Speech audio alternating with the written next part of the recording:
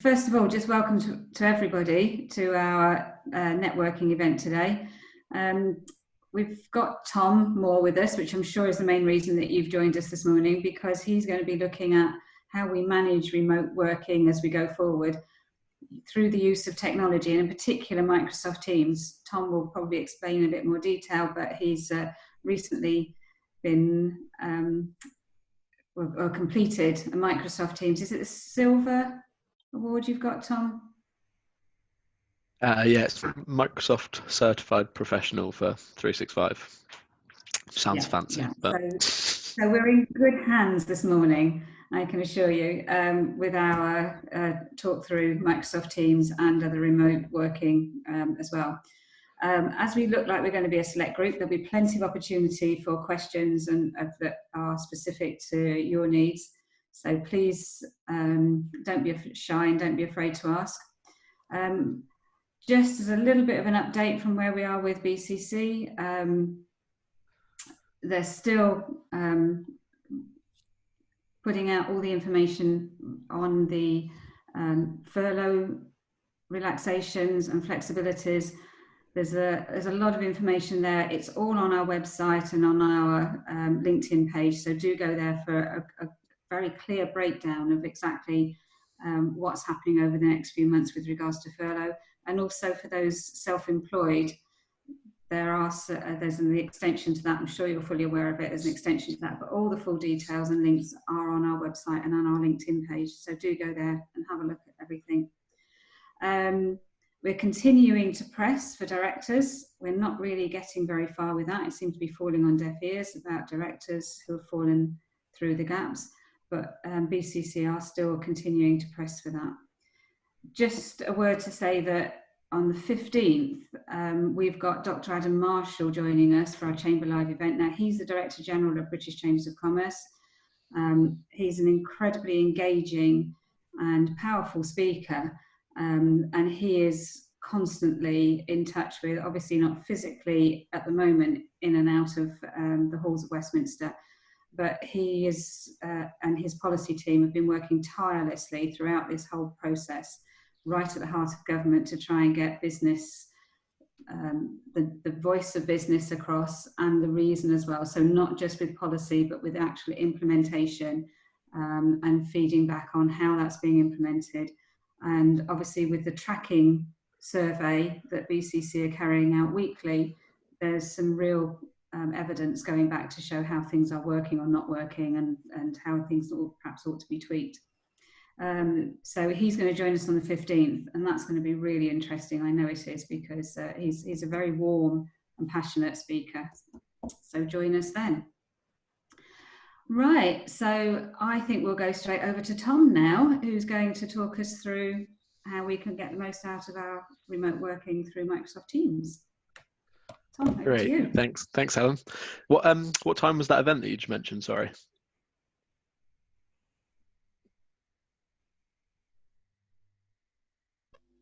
Sorry, just noticed I'm on mute. Yeah, it's Wednesday afternoon. It's 1:30 to 2:30 on the 15th, a little bit earlier than our normal, because that was the time Adam could make. He can't do after that. So yeah, we'll make sure we get invitations out very soon. It's all on LinkedIn and on our website and so on. Great. Yeah. All right, perfect. So I'm just going to share my screen. Just bear with me 1 second.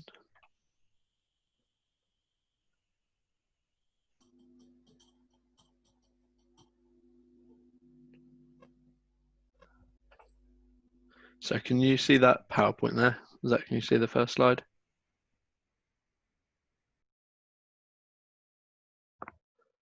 Yeah, I'll take that silence as a yes.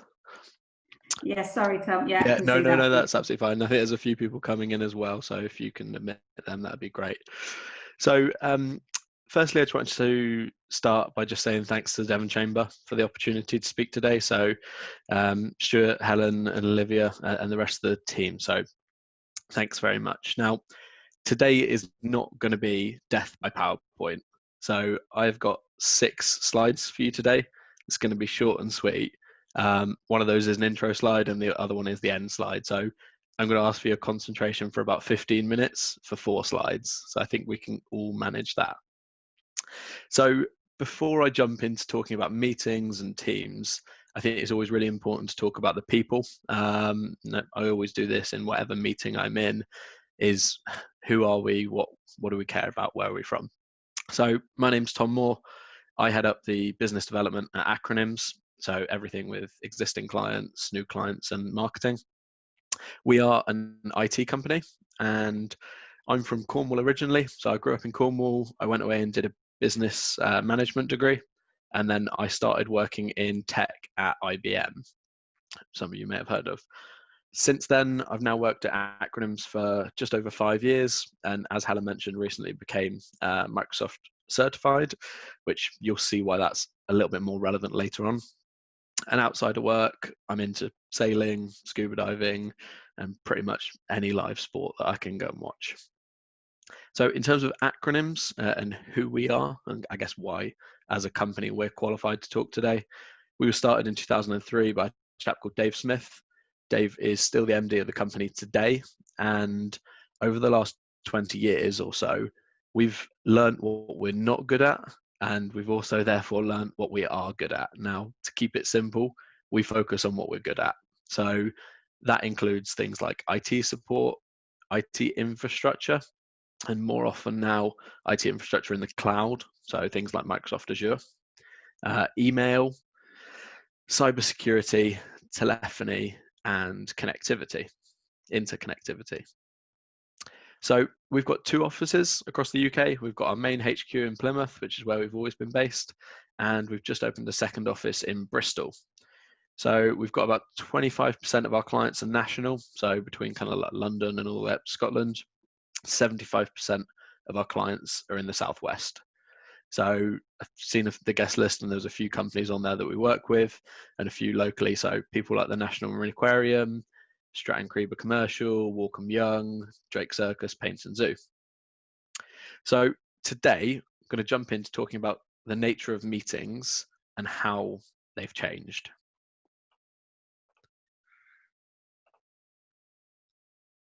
I should say there is time for questions at the end, and I'm more than happy to have any other conversations around any of this with you guys.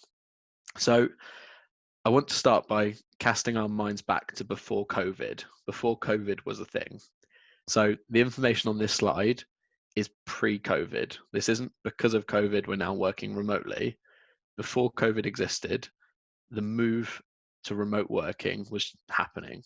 So if you think about it from a meeting point of view, usually to have a meeting, traditionally, you would physically have to go to someone's office. That could be 20 minutes down the road.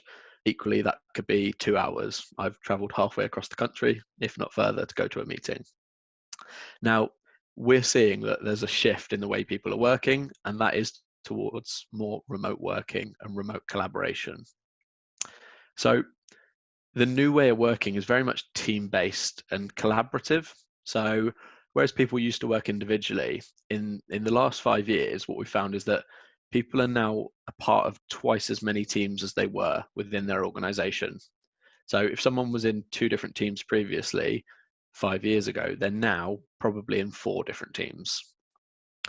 What that means is that about 80% of someone's time is spent collaborating with other employees. So that could be in meetings, on calls, in person. But for people to do their jobs, they need to collaborate with one another.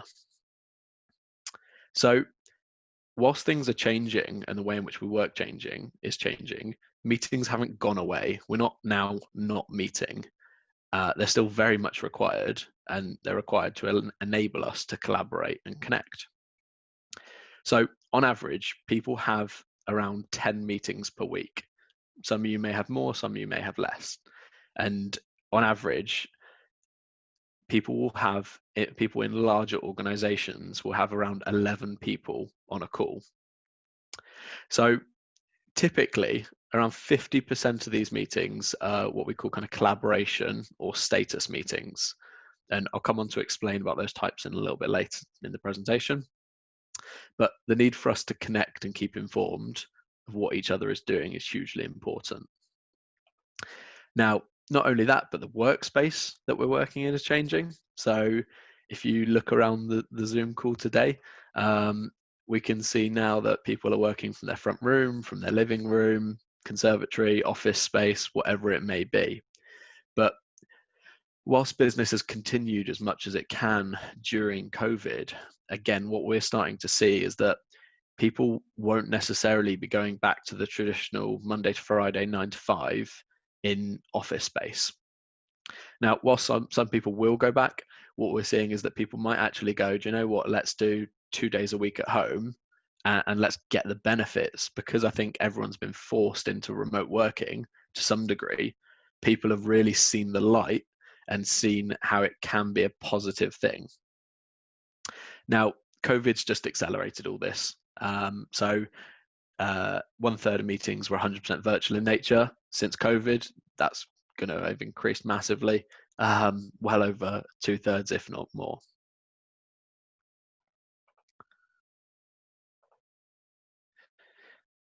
So as I mentioned on the previous slide, most people on average have around 10 meetings per week. So there's a bit of information to get through on this slide. So if you can bear with me, I just want to walk you through it. Now, in the center, we've got the different types of meetings. So some of this data has come from Microsoft, by the way. We work with them closely. So 5 different types of meetings: status, collaboration, sharing, customer, and formal. That's kind of what the meeting is about. Now, 50% of those are collaboration and status. If we look at the right-hand side, we've got 2 statistics here, that 60% of people are unsatisfied with meetings and 57% find meetings unproductive. So let's look at why meetings are unproductive, or why people are becoming stressed. So I always categorize it into 3 different sections in terms of the different stresses. So we've got pre-meeting, during a meeting, and then post-meeting. And again, this is the traditional sense of how meetings have been up to this point. So pre-meeting, what we find is that people can have a lack of awareness about others, and it can be difficult to see calendars and schedule time. Now, what that means in plain English is that you end up emailing someone asking what time works for them. They reply, that doesn't work for you. And you just end up flooding about 11 people's email boxes with different times. People can typically be disorganized and unstructured and unprepared, and people are often late to meetings. That is a fact. Now, during meetings, they tend not to start on time. So if you've got a meeting for 10 o'clock, it doesn't actually tend to start until 10 past 10. In terms of remote participants, historically, what we found is that they can feel quite isolated by not being able to connect, especially if they've got technical difficulties. And then during the meeting, we find that if other content is required, that people can struggle to be able to access that content. So they've got another document that they want to share, but they can't because it's saved somewhere else, etc. Then finally, post-meeting. So after the meeting's happened, we find that people are typically unable to access the content that was shared during the meeting and unable to action things like the action items. Now, people, because they can't access anything like action items, tend to forget what they've got to do, or what they've agreed to do. And the one that kind of makes me laugh is that if someone misses a meeting they were supposed to be on, what tends to happen is they don't get the information, and someone from the meeting will have a meeting with the person that missed the meeting to tell them what happened in the meeting. So at this stage, I could do a poll here, and I'm sure that absolutely everyone would agree that they've had first-hand experience of some of these stresses. I've walked out of a meeting and gone, that was a waste of my time. Why have we done that? So interestingly, Outlook, which is Microsoft's email program, remains the #1 tool to schedule meetings.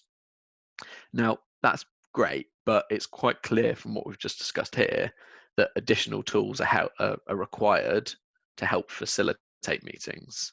So in order to share content, video, everything else, there's other things that are required. So I guess in summary, meetings have now more virtual, they have more remote attendees, and that's only going to continue and become norm. this slide shows us that if we're honest, meetings aren't really great. they're not always great, and in fact, sometimes they're worse than what they are better. Now, what we'd suggest, and me and Helen were just talking about this before we got started, is that this is the ideal time to review your organization, how you're having meetings, and how you can have better meetings. So if we look at how we do that, then one of the answers is Microsoft Teams. And that's what I'm going to focus on today. There are others, but that's the key one that I want to focus on. So Microsoft Teams is a hub for teamwork that enables you to be more productive. That's what it's there for. It does this by giving you a single and secure location to bring everything together into one place. So the aim is that you don't have many different things in many different places. You bring them all into one place. Now, I'm going to go through and show you some different screenshots of Teams now. I'm going to show you some of the ways in which it works. One thing that I want to make clear before I start on this, everything that I'm about to show you, you can access from your desktop computer, from your laptop, from your tablet, from your iPhone or whatever device you have. Whatever device you use, the experience will be the same. You never have any sync problems. To put this into context, if I was chatting with someone on Teams on my laptop, I walked out my house, my office with my iPhone, I could continue that chat exactly where I was on the app. And that's a really key point in terms of that remote working. So I'm going to look at 4 sections of Teams. The first, excuse me.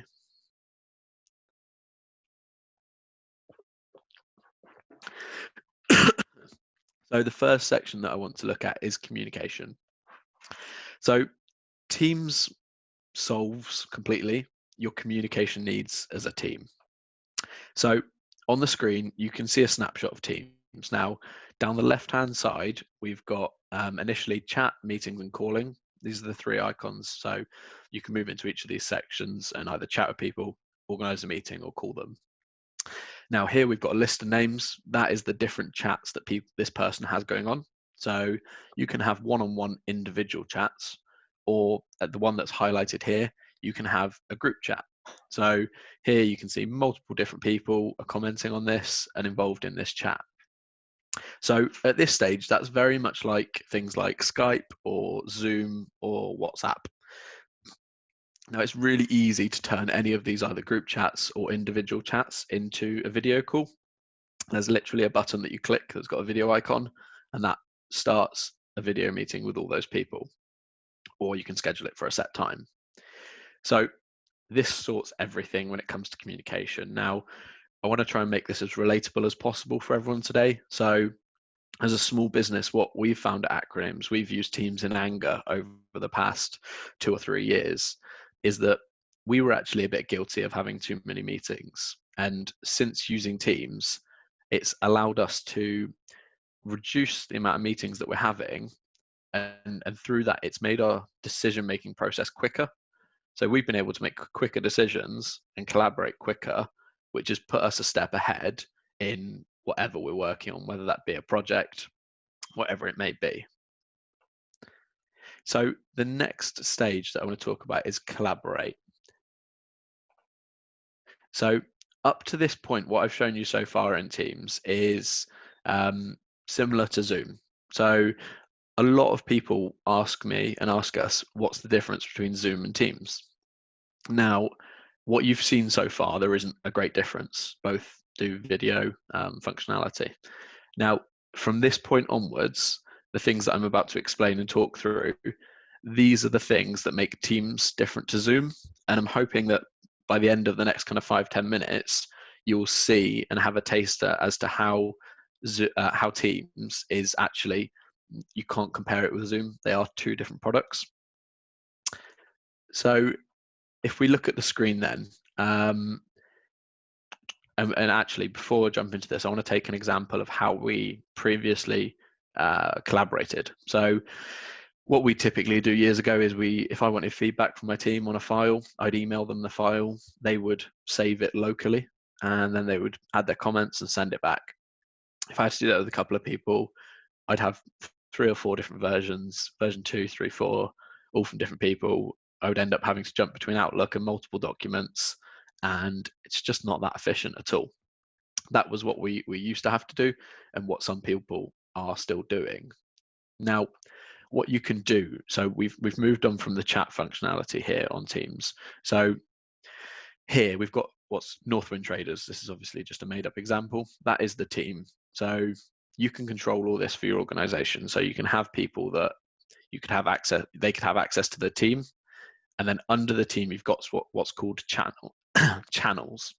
So you've got general, marketing, overview, performance, shiproom, telemetry. So people can again have permissions to only those teams and channels that they need to be in. So what we've done is this is a channel here, so it's showing the marketing channel. The big difference on Collaborate is you can have files. So here you can see that everyone has a group chat. This specific channel is chatting, but they can also share files. So here we've got an example of a Excel file. Now the difference is that you can open, if I'm in that Teams channel, I can open that document without leaving Teams. Now that's really important. I don't need to leave the Teams program at all. I open Excel, literally by clicking where it's highlighted there. I can work on that Excel document. I can then close it. I don't have to worry about saving that document because it's saved in the channel. Also, multiple people can work on that document at the same time, even to the point where if there is 2 of you in the document, it will show you what each other's doing. It's got a little cursor and it would show your name. So in terms of that collaboration piece, what we found is that where we were having a meeting previously, and it was tended to be a bit difficult to get everyone together at the same time, what we've done now is we can drop a document into a specific channel and therefore a specific team, and say to the team, right, we need to collaborate on this document. I need your feedback. And everyone in their own time can add to that, and you can say by what time it needs to be done, obviously. But we found that by allowing people to do it in their own time, we didn't necessarily need a meeting. And again, it comes back to, for us, it's saved time and also allowed us to be more efficient and just accelerated what we've done.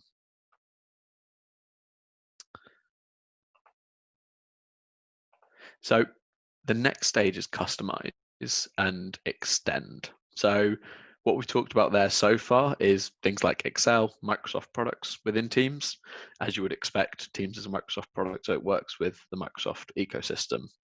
Now, many of you, if not everyone, will use other services outside of Microsoft. So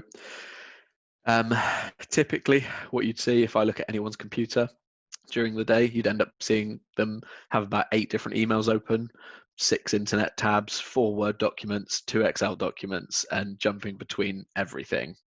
So whilst Teams gives you the place to have all your Office 365 things together, so your Word and Excel, you can also extend that. So you can connect in a number of different other tools. So currently there's about 150 different integrations and partners, and that's just growing every day. So what you can do is, if I show you on the right hand side here, this is again a typical screenshot of Teams. So you can see the activity, chat, the different teams that you're in, meetings, callings. Now you could connect, so to take a few examples, LinkedIn, GitHub, Trello, whatever tool that there's a connection for. And then what you would see is that there is an icon here. So if you had Trello, for example, one of my projects use Trello. So what we found is that for us as a business, rather than having to say to someone, to complete your work, you need to go to this place for this thing. You then need to go to that place for that thing, that place for that thing, and bring them all together. We've been able to say to them, okay, you're now a part of this Teams group. We've included you in this channel, and the tools that you need to connect are also connected to Teams. So someone can work in their channel, update any documents there. Then if there is an external tool that we're using, they can access that external tool within Teams. So again, you would click on it on the left-hand side, and let's say LinkedIn, you would have your LinkedIn experience, and you would be able to use that within Teams. So again, all about that efficiency, having that one place to work.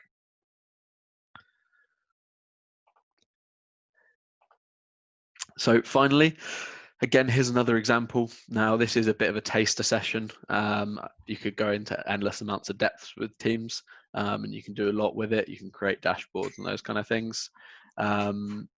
What you would need to do there's some development work to be done there, but there is some really cool features. Now, looking at this slide, here's a further example of how Teams does this. Now, all of this is delivered by Microsoft. Microsoft are a trusted brand across the world. And as such, security is something that we're really conscious of, and everyone is in IT. Microsoft Teams comes with enterprise-grade security, compliance, and manageability. So you've got that confidence.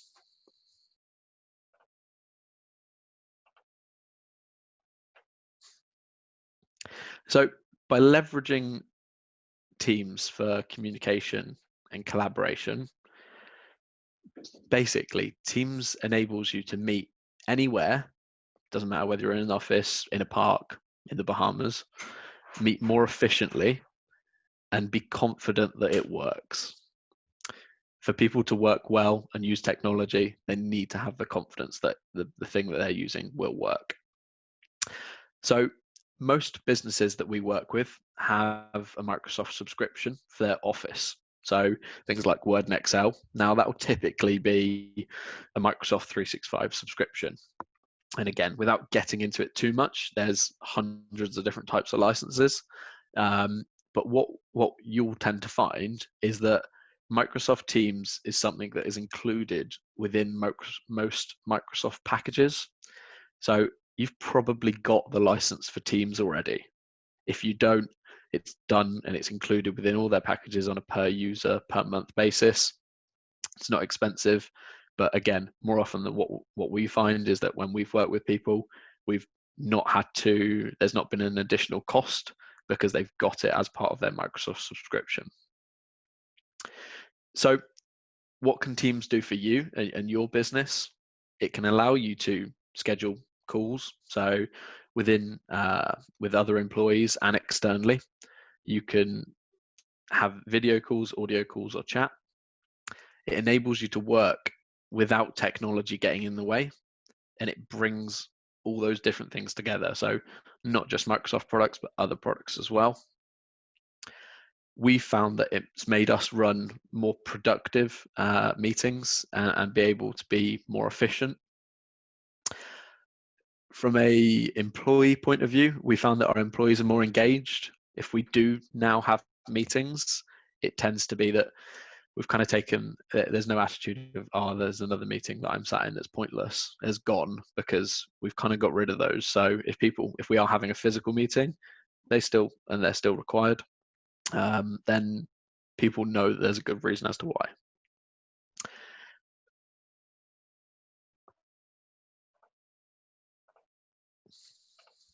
So we're in a position here whereby COVID has accelerated things. COVID's accelerated remote working. It's probably highlighted how bad meetings are, and things have changed drastically. Now, again, what we're seeing is that this is the perfect time where people are, I'm sure you've done this already, taking a step back and looking at how your team runs or how your business runs and saying, okay, well, we've got really challenging times in terms of the business community at the minute. We need to be more efficient or more productive. This is one way that you can do that. The data is out there saying that people are having bad meetings, and this is an answer to them. So I've put my email up on the slide here. If anyone wants to drop me a message, love to hear from you. Even if it's just general feedback on my presentation, I'm all up for that. But otherwise, thank you very much for listening. More than happy to take any questions and discuss.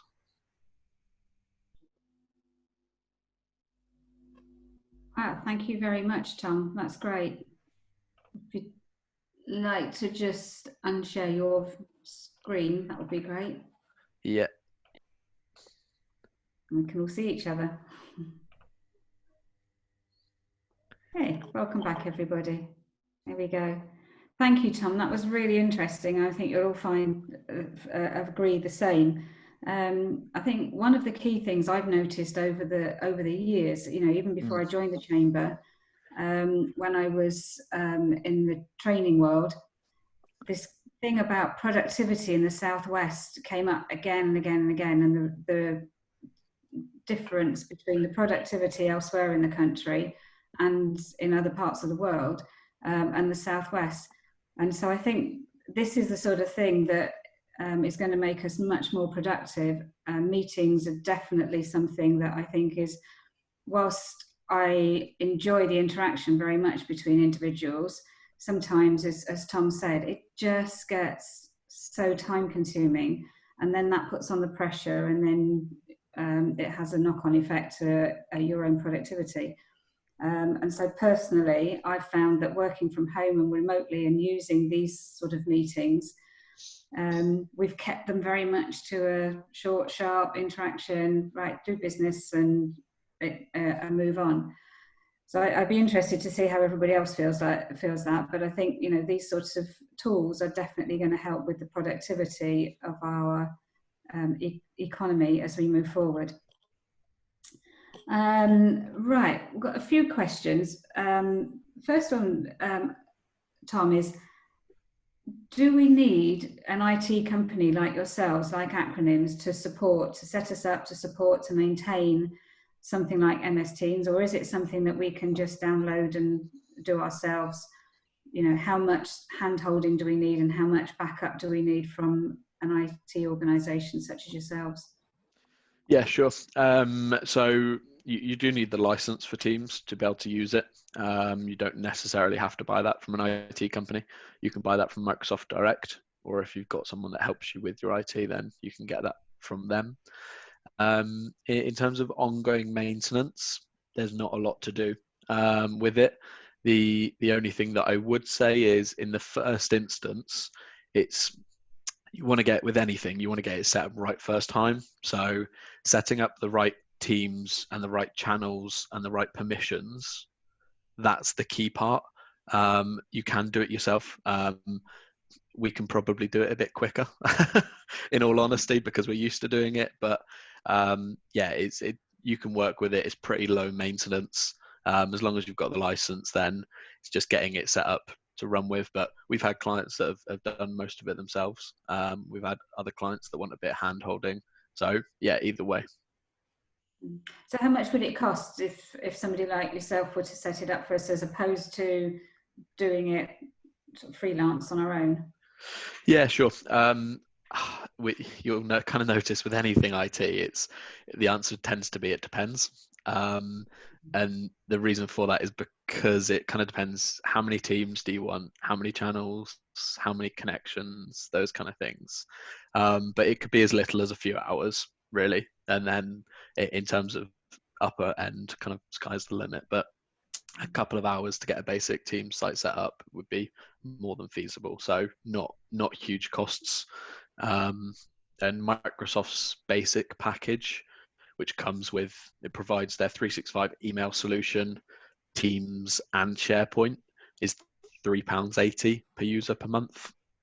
So Okay. that's the same whether you buy it from any IT company or whether you buy it direct from Microsoft. The price doesn't change. Brilliant. Thanks, Tom. Ross Dent, you wanted to ask a question. Would you like to? Hi, Tom. Hi, Tom. Okay. Yeah. Hi, Ross. Great the presentation there. We deal with a few IT guys, and don't take this the wrong way, Tom, but you all assume that we've all got that. Your basic assumption is that we all know what we're talking about with Teams and everything. Sure. Like that.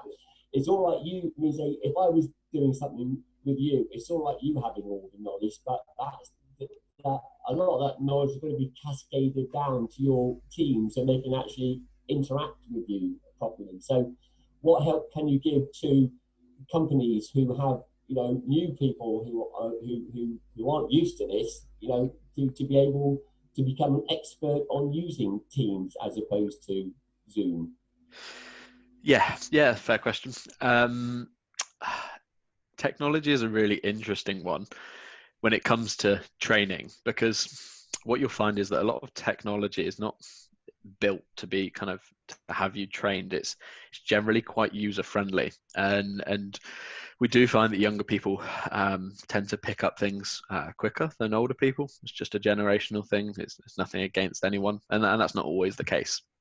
But I would say that once you've got the setup right and done, then it's a case of using it and getting to grips with it, because your organization is going to be different to our organization. And we weren't perfect when we started 2-3 years ago. When we started using Teams, it wasn't as efficient as it is today.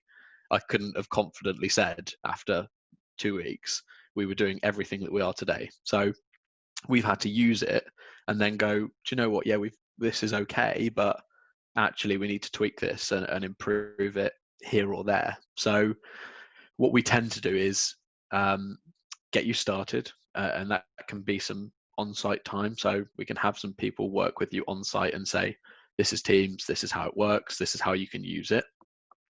From there, we can again review later and come and help develop further. And we've got a couple of partners now. It's worth saying that we're not a training organization.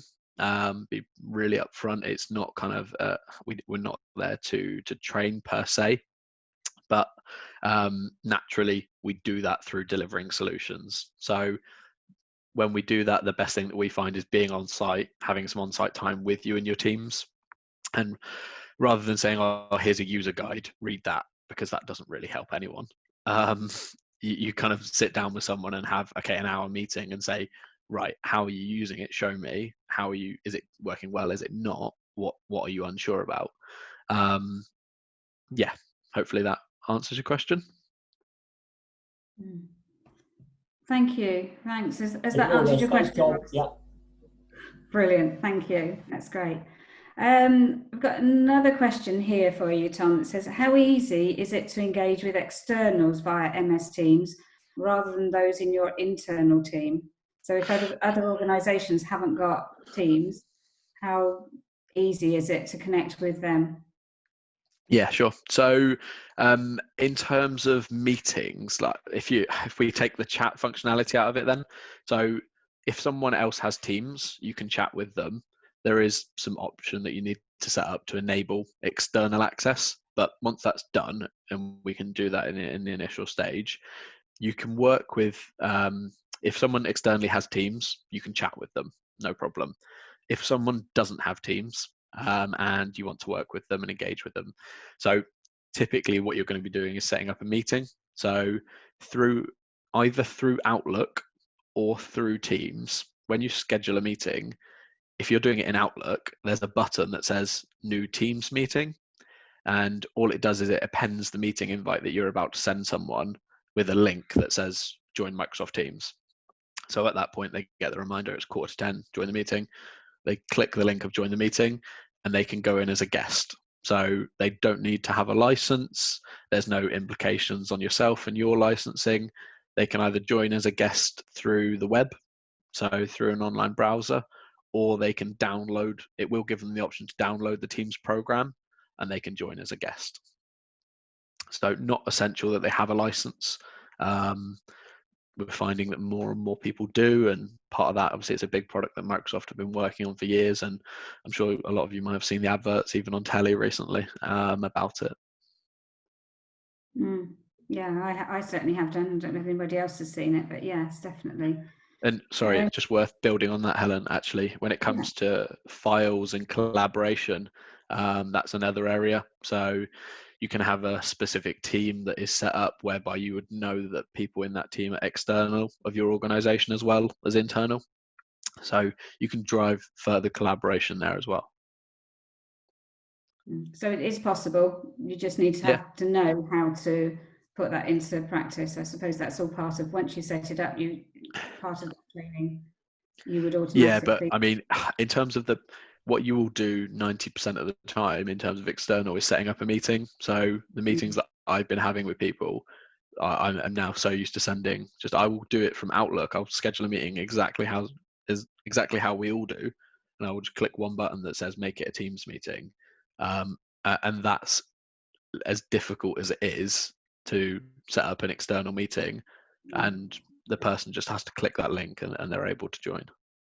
Yeah, I know personally I've been invited a few times to join in a Teams meeting, and the first couple of times I was like, oh, we've not got it on our systems and so on, how's it going to work? But actually it's really straightforward once you're invited by somebody, so and it does work absolutely fine. Yeah, I mean, I would say that again, and this is across the board in technology, not just Teams.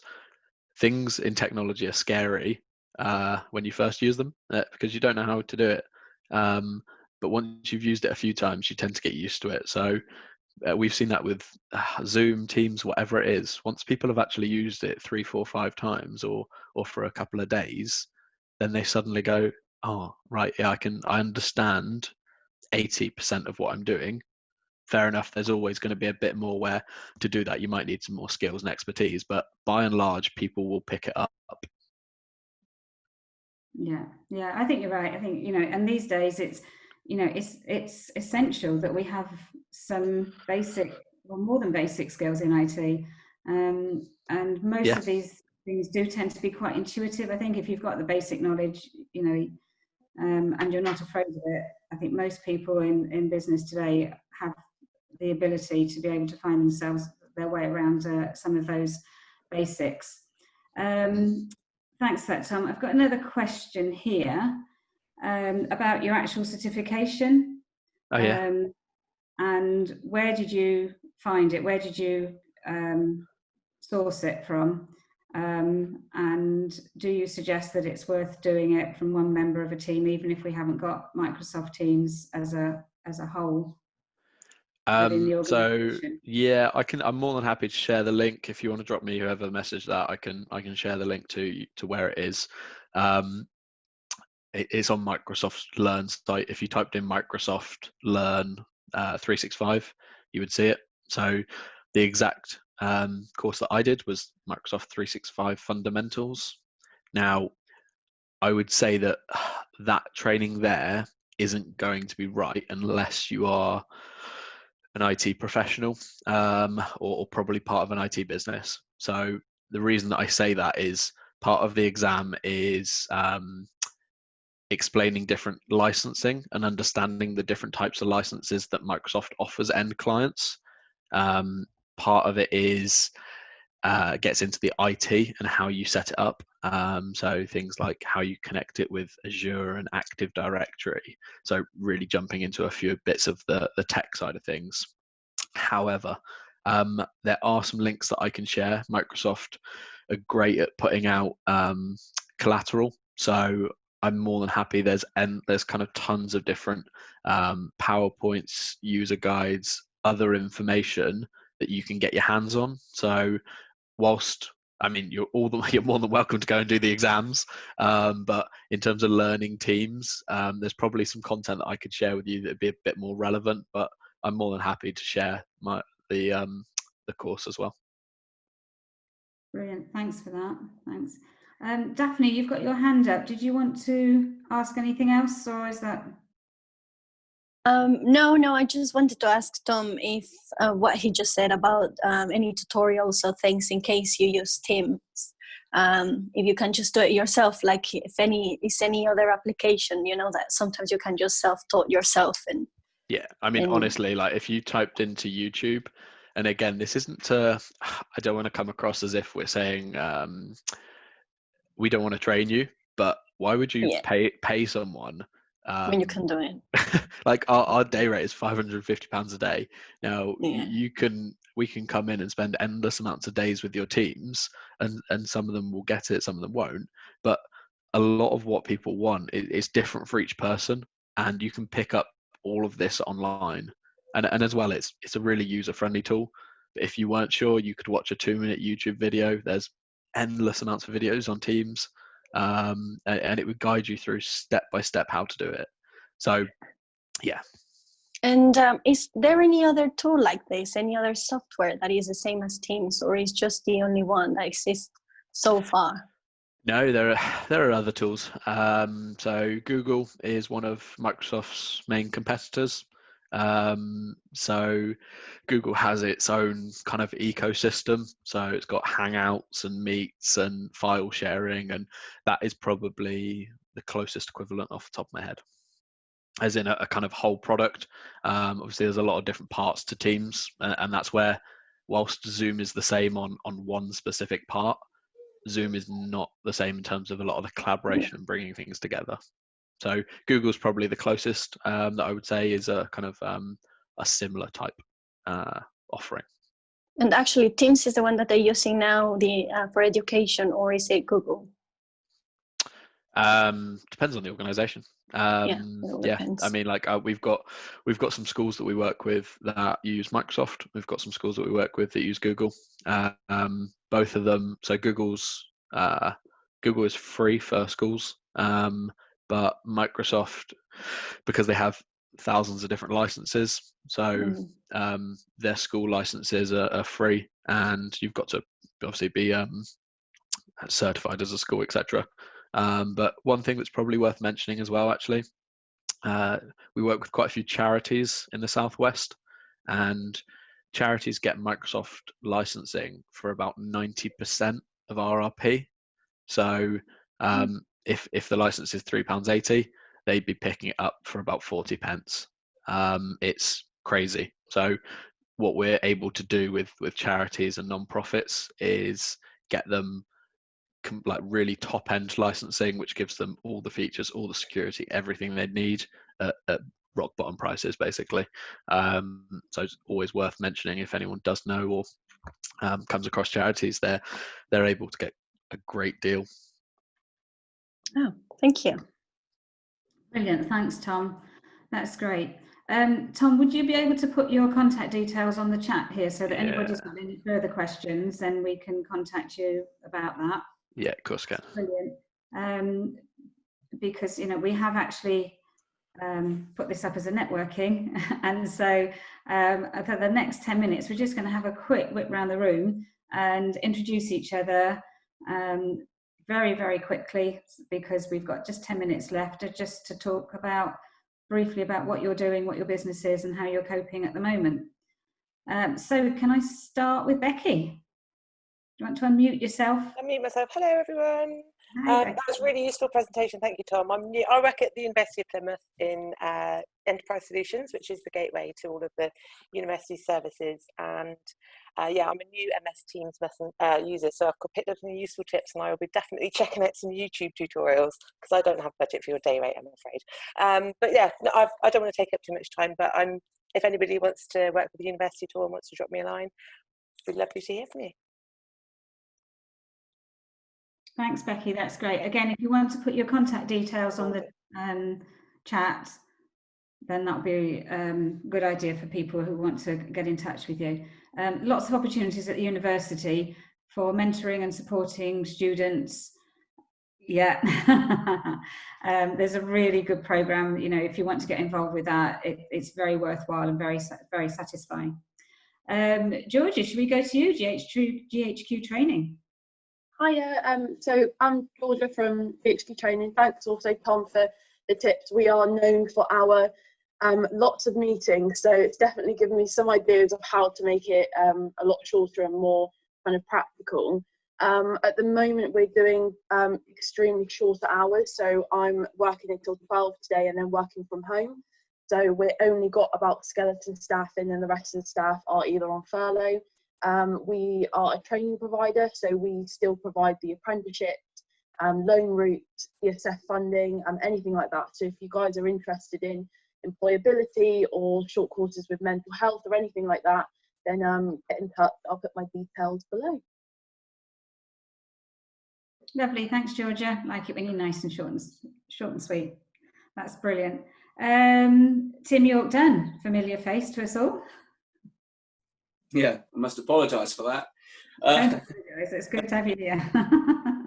Yeah, great session, Tom. I'm from Boardroom Advisors, where I'm one of a team of about 12 people, offering interim and part-time director support to businesses of all sizes across a range of disciplines, from finance to sales to wellbeing. Our focus is kind of shifting at the moment, as you can imagine, from working with startups and scale-ups and putting businesses through rapid growth and giving them the skill sets and the experience that they might not have internally. But things have obviously are shifting. Businesses are having to reevaluate where they're at and effectively transform their business and rescale the business according to where the current climate is.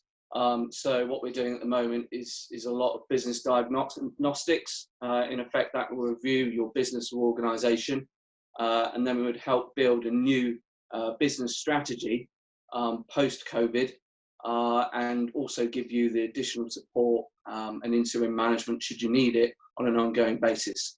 And that could be as little as 1 day a month to a number of days a week. I've just onboarded a business in Somerset, and I'm actually going to help him establish a board. So I will be a part-time director to give the founder some additional support in challenging times. Lovely, thanks, Tim. And I know from previous conversations you and I have had that you wanted to connect with the university with regards to some students doing some support for you. So if you want to contact Becky, she'd be the person to put you in the right direction for that.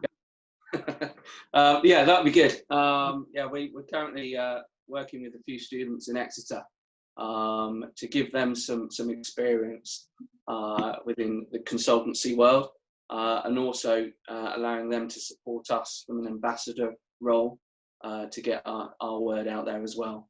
So yeah, I'd really welcome that conversation. Thank you. Great, thanks, Tim. Right, Lindsay, would you like to introduce yourself to us all? Hi, yeah, I'm Lindsay Lloyd. I'm the finance manager at the University of Plymouth Students' Union. New to the chamber. Basically, Gina, who you might be familiar with, retired as CEO, and as part of that, she said from a finance point of view, because she was the key finance lead there, that it would be good for me to get involved in this kind of networking. So unfortunately, I missed the start of the presentation. I just came in right at the end, and we are using Teams, and we're using Teams. We've been using it for about 18 months for working projects.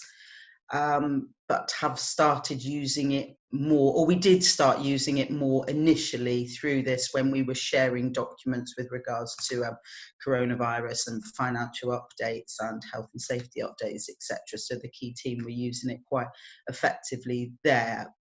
But now we're just kind of using it really as a communication tool. So I've got the finance team set up as a team, and we use that just to message each other on a daily basis so that everybody can see the emails rather than us sending one email, copying everybody in. So that's working quite well in that way. But as a senior team, we're not using it as much now. We're tending to have meetings via Zoom, and I'm not really sure how that's happened or why, but yeah, so that's me. So I'm also a trustee for the Barbican Theatre, so I have that head on as well. So I've been quite heavily involved in the discussions surrounding the closure of the theatre with coronavirus as well, which was quite interesting.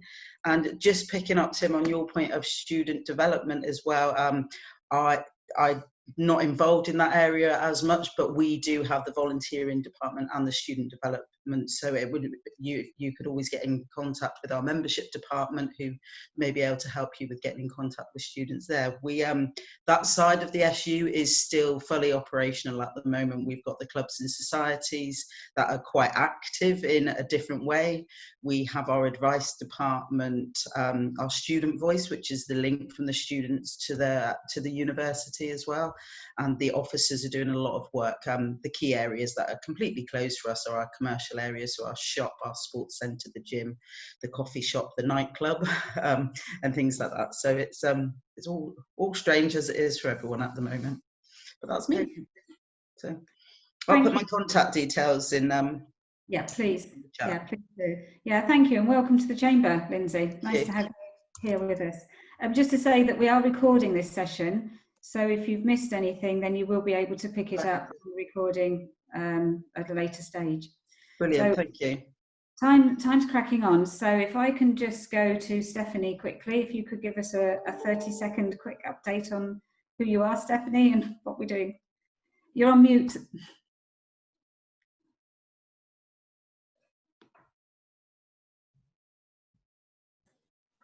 Hi, I'm Stephanie Anderson. I work with students in schools and colleges and university across Cornwall and Devon, doing training and employability skills, mentoring sessions. Just depends on what the school and the college asks for, really. So I work for Young Enterprise, which is a charity. So they're obviously undergoing restructuring, looking more at digital means for supporting youngsters with Gatsby type programs. We do what's called the company program, as well as the employability skills mentoring, and we have a big teaching network as well. So we've got lots of resources for teachers, and I think I'm really nearing my 30 seconds, so I don't want to go. We use Microsoft Teams. I also use Zoom, and I quite like Zoom. So I'm wanting to get a little bit more au fait with Microsoft Teams. We only just started using it, obviously, which has been really helpful. So I'll stop talking. Brilliant. Thanks, Stephanie. Appreciate that. It's nice to see you. Steph Nevat, would you like to unmute yourself? I'm actually here on behalf of Charlotte Pascoe. We work at The Box. I'm a business administration apprentice, and we also use Microsoft Teams. So Plymouth Council decided to rapidly roll out Teams a couple of months ago to accommodate the majority of the council staff working from home. And I can vouch for everything that Tom has said. It's a great piece of software, and it is amazing for remote working. So yeah, I can also drop my contact details in the chat if anyone wants to come to me for some tips and advice. Brilliant. Thank you, Steph. Appreciate that. And nice to see you, or hear you anyway today. Louise, over to you. Are you there? Hi, yes. My name is Louise Selleck. I'm from PL1 Events. I'm the administrative director. And I just wanted to drop in and say hello to everybody and find out a bit more about Microsoft Teams. It's not something that we've used, but we've got a very diverse team. So, it's something that I'm looking into. And it's also something that, as an events company, whether it's something our clients will look into, especially, with the world of hybrid events, that is far more on the horizon. So yeah, it's just very fascinating. And I just wanted to drop in and eavesdrop on what's happening, really. So yeah. Lovely. Nice to have you on board, Louise. I didn't realise it was you from PL1. So yeah, I suppose you need to be in contact with people all over the place and on so many occasions. I would imagine it's really useful for you to have that MS Teams. Absolutely, yeah. Any different? It's what different options they're going to be, because I think everyone's very much in that position where we can't have face-to-face meetings, we can't have mass gatherings, so this is key, I think, to actually that interim period between where we are now and what we'll be in 18 months time or so. So absolutely, it's definitely something to get on board with, really. So, right. Thanks, Louise. And finally, but definitely not least, Ross, despite our ages, I'm sure we can cope. Okay, yes. First of all, Tom, thanks for the presentation. Very good. Thank you. I learned a lot. Thank you. I'm Ross Dent. I run Sunrise Windows. We're based at Plimpton. We came back a couple of weeks ago, not quite even know what was going to happen, but I was saying to Helen last week, I was pleased to report that, as far as the double glazing industry is concerned, it's been really busy. We don't quite know whether it's a post-COVID surge or whatever, but certainly the industry inquiry levels are very high.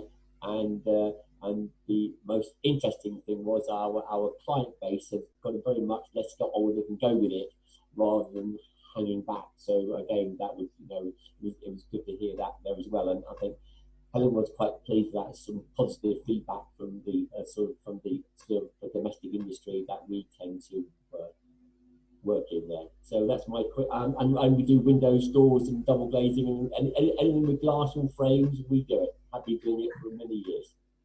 So back to you then, Helen. Thanks, Ross. Thanks. And whatever you do, it's done with a smile. So that's even brilliant, even better. Right, well, we've gone a little bit over time, but thank you so much, Tom, for that presentation. We will put it out live. I think there are a lot of people that will still find it very interesting.